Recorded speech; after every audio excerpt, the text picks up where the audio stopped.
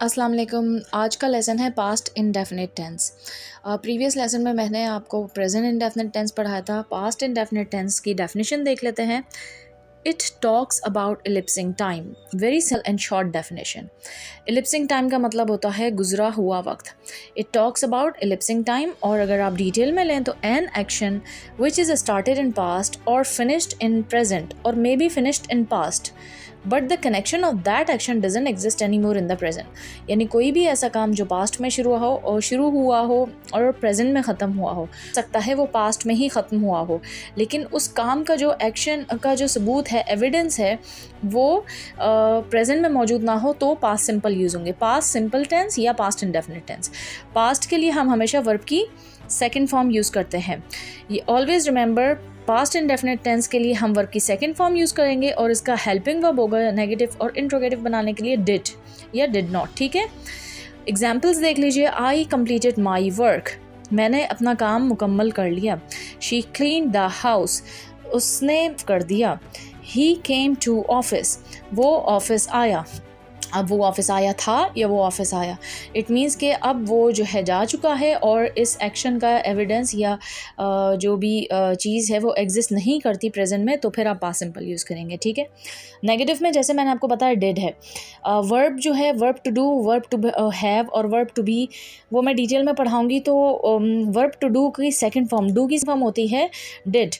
तो verb to do से हमने did as a helping verb लिया है, और या यूँ सिंपल समझ लें अगर वर्ब टू डू नहीं समझ आ रहा आपको, कि पास्ट इंडेफिनिट टेंस का जो हेल्पिंग वर्ब है नेगेटिव और इंट्रोगेटिव बनाने के लिए वो हम डिड लेंगे, क्योंकि ये एक्शन वर्ब हैं। एक होते हैं नॉन एक्शन स्टेटमेंट वाले होते हैं। मैं डिटेल में वो भी चीज़ें आपको सिखा दूंगी, व्हाट आर नॉन एक्शन और व्हाट आर एक्शन सेंटेंसेस। ठीक है जी, तो ये एक्शन वर्ब यानी एक्टिव टेंसेज हैं।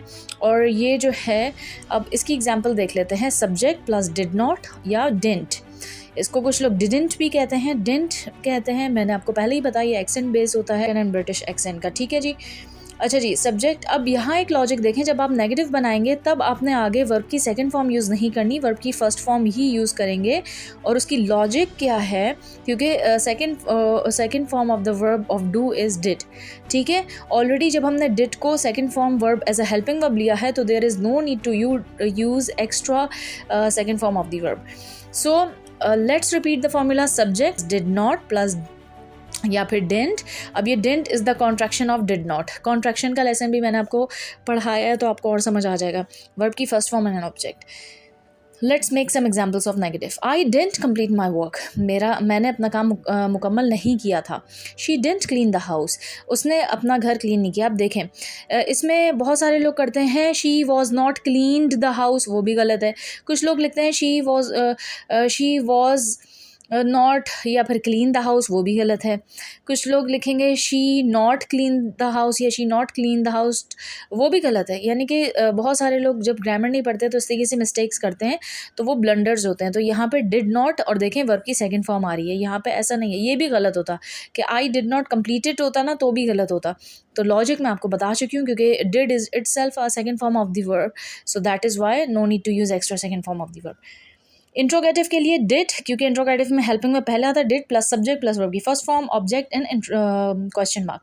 Did you go to the office, क्या आप ऑफिस गए हो? और लॉजिक यहाँ भी सेम वही अप्लाई होगी, वर्ब की सेकंड फॉर्म यूज होगी।